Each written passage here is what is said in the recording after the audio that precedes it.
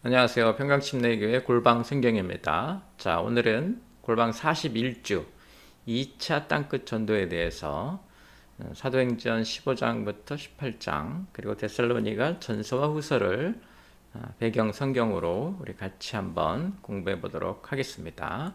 자, 지금 우리가 골방 성경 하고 있는데요.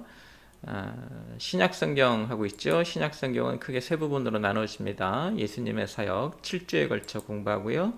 이어서 교회가 사역을 이어받죠. 교회의 사역 역시 7주에 걸쳐서, 그리고 이 예수님의 사역과 교회의 사역을 거치면서 교회가 가르치려고 했던 것들, 로마서를 시작으로 해서 가르침이 5주, 이렇게 신약 성경을 하고 있는데요. 지금은 우리가 크게 이과 교회의 사역을 하고 있죠. 자, 교회 사역 내용을 좀 보면요. 교회가 이제 시작이 되죠. 사도행전 1장부터 12장까지 행일팔 비전으로 예루살렘과 유대와 사마리아와 땅끝까지 이르러 내 증인이 되는 그 비전에 따라서 지금 교회가 이제 시작이 되고요. 그리고 이제 1차 땅끝 전도 나가죠. 그러니까 사도행전 1장부터 12장까지 성령이 강림하시고 교회가 만들어지면서 예루살렘 사역, 유대 사역, 사마리아 사역까지 했고요. 사도행전 13장부터 시작해서 1차 땅끝 전도, 그리고 오늘 하는 이제 2차 땅끝, 그리고 3차 땅끝 전도를 하고요. 바울이 예루살렘에서 체포돼서 재판받고 로마로 압송돼 가는 과정, 그리고 로마의 감옥에서 재판을 기다리면서 편지들을 보내고, 그리고 이제 바울의 거의 유언 같은 것으로 자기 그 후배 목회자들에게 또 제자 목회자들에게 목회는 이리 하라는 목회서신, 이렇게 7조에 걸쳐서 하는데, 자, 오늘은 2차 땅끝 전도에 대해서 우리가 같이 해볼 것입니다. 자, 시간은 2차 땅끝 전도는 바울이 그 49년에 출발을 해서 52년까지 한 것으로 우리가 보고 있고요. 데살로니가 전후서도 이 시기에 데살로니가 교회에 보내지는 것으로 보고 있습니다. 자, 공간적 배경을 보면 일단 사도 바울이 소아시아 지역으로 먼저 갔죠. 소아시아를 거쳐서 어디로 넘어가냐면 유럽으로 넘어가게 됩니다. 유럽에서 이제 교회를 세워가고 있죠. 그래서 소아시아와 유럽이 공간적 배경이 되는데요. 지도로 보시면 지금 행일팔 비전은 보시는 대로 예루살렘, 유대, 사마리아, 그리고 전 세계에 말하는 땅끝, 이렇게 이제 퍼져나가는 중에 있고, 2차 땅끝은, 자, 1차 전도 여행 후에, 1차 전도 여행은 이제 안디옥에서 구브로로 갔다가 가는 과정이었죠. 예루살렘에서 공회의가 끝나고 사도 바울이 이 소식을 일단 안디옥에 가서 전한 다음에 계속해서 더베, 이고니온, 비시디아, 안디옥 이렇게 넘어가면서 이 소식을 전하러 다녔고요. 이 드로아 지역에서 사역이 잘 안 되고 성령께서 바울 일행을 유럽으로 인도하시는 바람에 여기서 이제 넘어가서 여기 마게도니아 지역입니다. 여기가 유럽이죠. 빌립보, 데살로니가, 베레아, 아덴, 고린도, 에베소, 그리고 다시 예루살렘으로 돌아오는, 요게 이제 2차 땅끝 여행의 일정이 되겠고, 요게 이제 공간적 배경입니다. 가나안은 여기죠. 이스라엘은 여기고요. 여기에서 이제 출발해서 이렇게 유럽 지역까지 갔다가 왔습니다. 자, 사회적 배경으로 보면 2차 땅끝 전도에서는 이제 복음이 아시아라는 벽을 넘어섰죠. 자, 1차에서는 유대인이라는 벽을 넘어선 것이고요. 2차에서는 아시아라는 벽을 넘어서 유럽까지 가게 된 것입니다. 바울을 이끌고 다니시는 하나님의 마음이 보이는 거죠. 데살로니가 보내진 편지를 통해서도 또 우리가 그렇게 알 수도 있고요.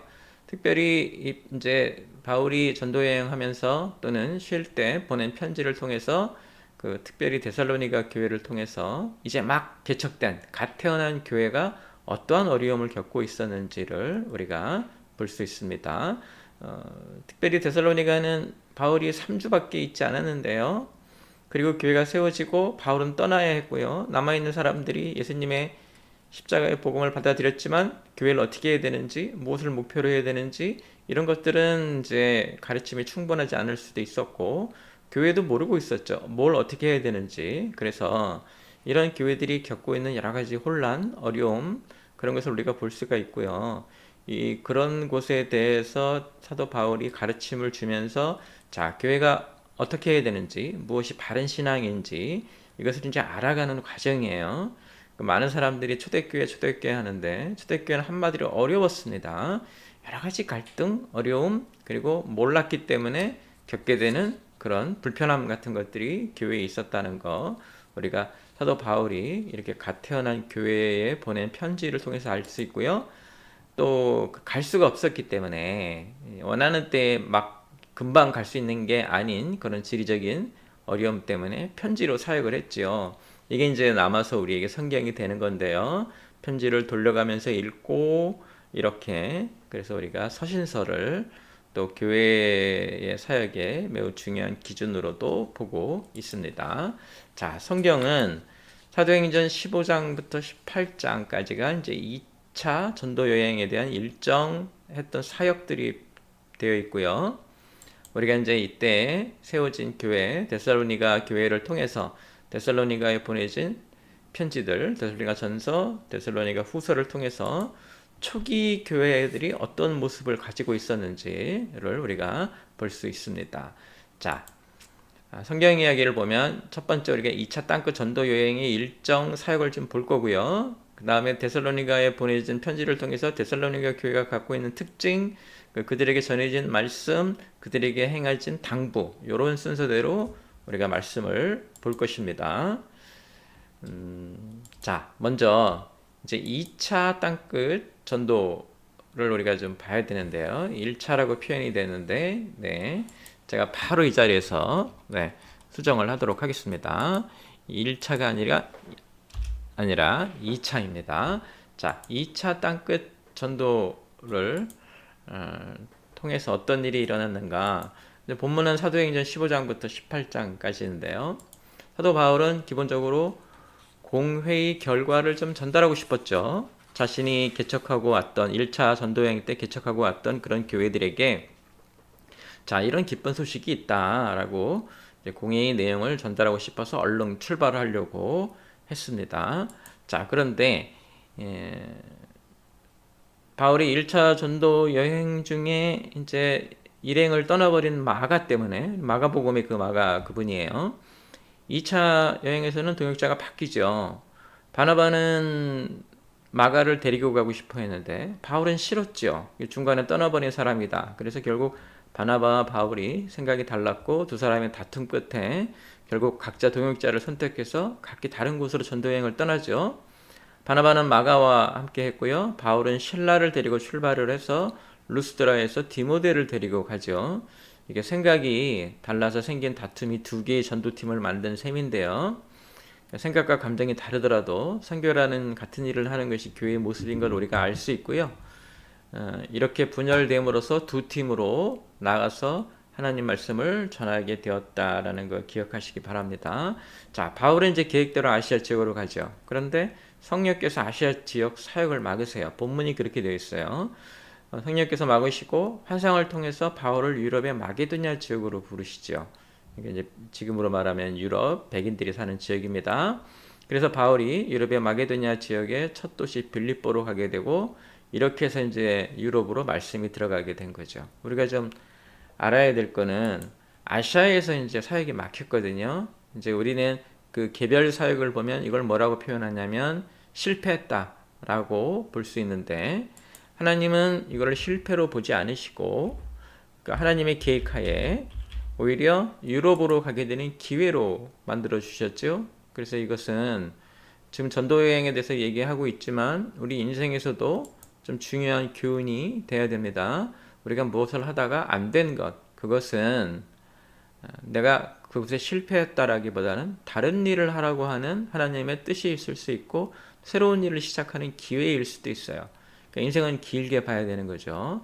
뭐 여러분 순간순간 그런 것에 막혀서 낙담하거나 절망하지 마시고 긴 호흡으로 인생을 바라보면서, 지금 여기서 사도 바울도 아시아에서 막혔어요. 말씀이 전달이 안 됐어요. 원하는 열매를 맺지 못했어요.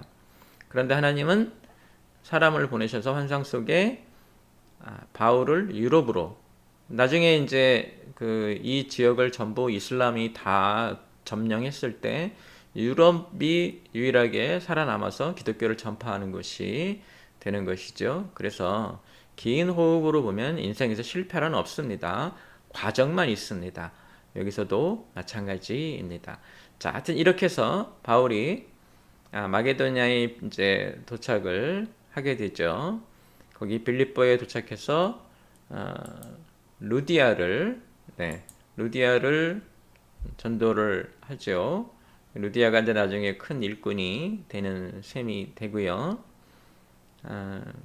또 이 귀신 쫓는 여종의 일로 감옥에 갇히게 되는데 역시 성령의 권능으로 바울이 풀려나고 이때 이제 그 간수마저 복음을 전해서 구원받게 하죠. 위기에 처한 간수에게 말씀을 전해서 구원받게 하니까 바울은 참 대단한 전도자였다라는 생각을 할 수 있습니다. 데살로니가에 가서 이제 그 다음에 3주에 걸쳐서 성경을 풀어서 예수님을 증거하고 교회를 세우죠. 그런데 역시 유대인의 방해를 받습니다. 이후에 이제 베레아로 이동하고 그리스의 아테네, 아덴으로 이동하고 그리고 고린도로 가서 다시 돌아오는 과정인데요. 역시 이 1차 전도 여행과 마찬가지로 2차 전도 여행에서도 바울을 괴롭힌 건 유대인이죠. 유대인의 방해를 많이 받습니다. 가장 큰 방해꾼들이었다고 보시면 되고요. 특별히 아가야 지역의 아덴에 가서 영적이지만 하나님을 알지 못해서 우상으로 가득 찬 사람들, 심지어는 알지 못하는 신에게라는 우상을 만들어 놓고 경배하는 것도 바울이 보게 되고요. 그래서 종교성은 있지만 하나님을 알지 못하는 사람들에게 말씀 전하는 것을 우리가 아덴에서 보게 되고, 자, 이제 고린도에 갔을 때는 아굴라와 장막 만드는 일을 하게 되죠. 약 18개월 동안, 그러니까 고린도는 좀 오래 있었습니다. 바울이 성령이 함께 하시면서 열심히 했고, 여기서 그 장막 만드는, 텐트 만드는 일을 하게 돼서 사도 바울이 여기서부터 이제 그 일을 시작하고 말씀을 전하면서 그 직업도 갖게 되는 자비랑 선교사라고 이제 흔히 말하는데요. 그런 모습을 갖게 됩니다. 안디옥으로 돌아오면서 아골라 부부가 이제 에베소에 남아서 아볼로를 훈련시키고요. 아볼로가 이제 나중에 고린도 교회에 사역을 하게 되죠. 사람을 세워두면 목회자가 없어도 사역은 진행이 되는 걸 우리가 볼 수 있고, 교회 사역은 결국은 사람을 세우는 일인 것을 우리가 놓쳐서는 안 될 것입니다. 자, 이어서 지금 우리가 데살로니가에 보낸 편지를 통해서 데살로니가에 있었던 일들을 좀 보려고 하는데요. 아까 말씀드린 대로 2차 전도 여행에서 바울이 유럽으로 가고 거기 데살로니가에서 한 3주간 있으면서 말씀을 전했죠. 그러니까 주일로 치면 3번인데요. 3번의 말씀을 듣고 교회가 세워지고 바울은 유대인 때문에 다른 지역으로 이동했거든요. 그렇게 남아서 하나님 말씀을 듣고 바울을 통해서 예수님을 소개받고 예수님을 믿기 시작한 사람들이 교회를 만들어간 게 데살로니가 교회인데, 놀랍게도 모범이 되는 교회라고 사도 바울이 칭찬을 합니다. 가르침에 열심이었고요. 다른 교회들도 너희들처럼 되기를 원한다라는 말씀도 후반부에 나오죠. 교회를 격려하고 칭찬하는, 사역자를 기쁘게 하는 교회는 칭찬받을 만하죠. 바울이 하나님께 감사하는 이유가 이거였죠. 그렇지만 여기서도 어떤 일이 있었냐면은 사도 바울을 반대하는 사람들이 데살로니가 교회에도 영향을 끼치고 있었죠. 자, 우리가 봐야 될 게, 사도 바울의 그 사역을 방해한 사람이 이제 유대인들인데요. 제일 먼저 방해한 사람이 교회 밖의 유대인들이에요. 그들은 사도 바울이 율법을 경히 여긴다 그래서 공격했고, 그 다음에 이제 사도 바울의 사역을 방해한 사람들은 교회 안의 유대인들이에요.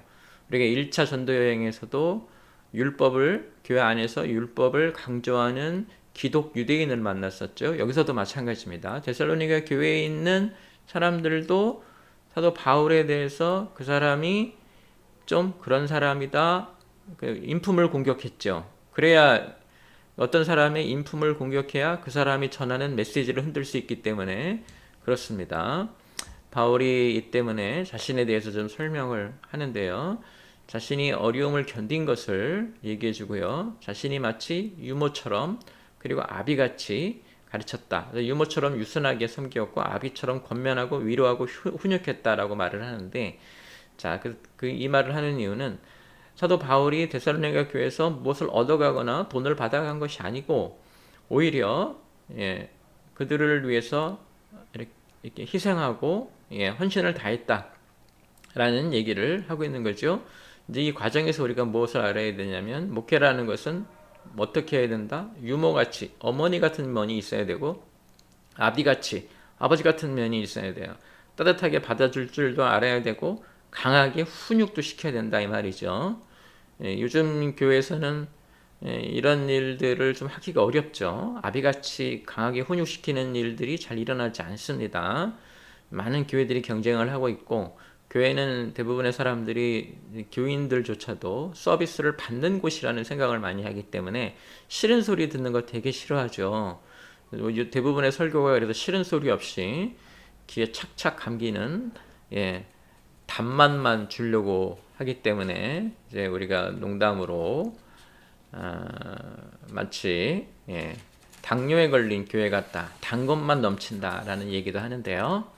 이렇게 해야 됩니다. 유모같이 아비같이 바울이 데살로니가 교회에서 했던 사역의 모습이 좀 보입니다. 요즘 교회에서도 그와 같은 어미같이 아비같이, 요즘 교회는 한 발 더 나가서 마치 큰 마트의 종업원 같이 모든 서비스를 제공하려고 하는 자세를 갖고 있는데 딱히 좋은 것도 아닙니다. 물론 받으시는 분은 좋겠지만 자신을 망칠 수도 있다는 거 우리가 좀 알아야 될 것 같고요. 이때 이제 사도 바울이 이들에게 설명하는 것이 자신이 받은 환난 같이 교회도 환난을 받게 될 것이라. 그래서 지금 교회가 어려움을 겪는 거죠. 자, 전부 예수님에 대한 신앙 고백을 하고 교회로 모였어요. 근데 뭐가 생겨요? 환난이 생겨요. 내부적인 환난도 있고 외부적인 환난이 있지만 여기서는 지금 내부적인 환난을 얘기합니다. 물론 외부적인 것도 있죠. 데살로니가 교회가 이것을 잘 견뎌냈기 때문에 사도 바울이 이것을 칭찬하는 거고 이 사람들을 위해서 기도하고 염려했다, 걱정했다라고 말을 하죠. 나중에 이제 디모데를 통해서 디모데가 다녀온 것 같습니다. 디모데를 통해서 교회가 이 환란을 이겨냈다는 소식을 듣고는 기쁘다고 했고 교회가 이런 환란을 통해서 성장해야 된다 하는 얘기를 그래서 본인이 전도행을 하면서 핍박과 환란을 받았으니 당연히 본인으로 인해서 태어난 교회 그렇게 개척된 교회들이 환란을 받을 건 당연한 일이라고 사도 바울이 말을 하고요. 그 어려움을 교회가 이겨내기를 간절히 소망했고 교회가 환란을 이겨냈다는 것 때문에 자신이 위로받았다라는 고백을 하죠. 교인들이 성장하는 게 사실은 하나님에게는 가장 큰 기쁨이 된다는 거 여러분 기억하셔야 됩니다. 자, 그래서 사도 바울이 이들에게 이제 충고해 주는 말이 무엇이냐면 이게 데살로니가 4장부터 5장에 나타나는데요. 이렇게 하라라고 하는데 처음에 삶의 기준을 알려주지요. 삶의 기준은 뭐냐면요. 기독인의 삶의 기준은 하나님이 기뻐하시는 삶이에요. 우리가 어떤 모습으로 무엇을 하든 간에 하나님이 기뻐하시는 그런 삶을 살아야 되고요. 그건 다른 말로 하면 거룩을 회복시키는 거죠. 삶에서 거룩을 회복해서 의를 회복하는 것이 하나님이 원하시는 삶이고요. 특별히 데살로니가 교회에 전하는 말 중에 열심히 일하라, 손으로 일하는 삶을 칭찬하는 모습이 나오는데요. 예수님이 곧 오신다, 마지막 때다라고 했더니 사람들이 좀 등한시하거나 열심히 하지 않았기 때문에 이제 어떤 그런 그 가르침이 전달이 되냐면 손으로 일하는 삶, 열심히 일하는 삶에 대해서 사도 바울이 이렇게 살아야 된다라고 전달해 주죠. 그래서 우리가 그걸 알아야 되고 또 하나는 이 데살로니가 교회 사람들이 그 사람이 죽는 거에 대해서 굉장히 그 슬퍼했어요. 이게 무슨 말이냐면 예수님이 오시면 우리가 다 하늘로 갈 것인데 그 전에 죽으면 우리가 망한 것이 아니냐라고 잘못 생각하고 있었기 때문에 그래서 죽은 자들이 영원히 멸망받은 것으로 오해해서 죽은 자들에 대해서 지나치게 슬퍼했죠.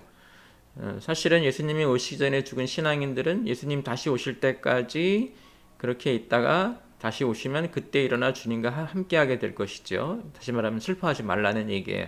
사람들이 이제 그걸 이해하지 못했죠. 그걸 이해하지 못하고 죽으면 끝이고 멸망받은 것처럼. 그런데 그게 아니고 우리가 잠자는 사람처럼 기다리고 있다가 예수님 오실 때 우리가 다시 일어나게 될 것이다 라는, 그래서 마지막 날에 대한 과도한 관심, 이것 때문에 갖게 되는 여러 가지 걱정, 이것보다는 지금 어떻게 해야 되나, 지금의 삶에 열심히 해야 된다. 그래서 손으로 일하는 삶도 이런 배경에서 나온 얘기이기도 하고요. 그래서 사도 바울이 이들에게 충고하는 것은 깨어 근신하라. 네.